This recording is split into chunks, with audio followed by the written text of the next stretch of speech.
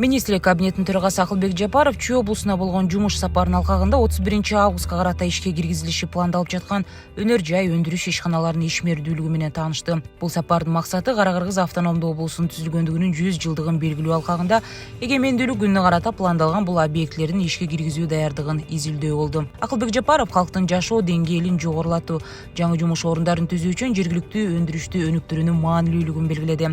Ошондой эле Жапаровдун айтымында ишканалардын ийгиликтүү иштеши бардык шарттарды түзүп, заманбап технологияларды киргизип, продукциянын сапатын жогорулатууга тийишпиз. Чүй облусу үлкөн өнөр жайын өнүктүрүү картасында өзүнүн татыктуу ордун ээлеши керек, деди Акылбек Жапаров. Мындан башка Минкап төрагасы Куттусай кенинин иши менен дагы таанышты.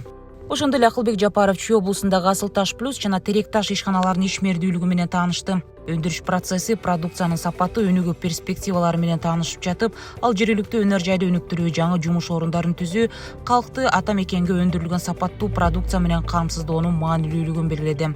Жумуш сапарынын алкагында министрлик кабинетинин төрагасы ишканалардын жетекчилери менен да жолугуп, алар менен тармактуу өнүктүрүүнүн актуалдуу маселелерин жана келечегин талкуулады.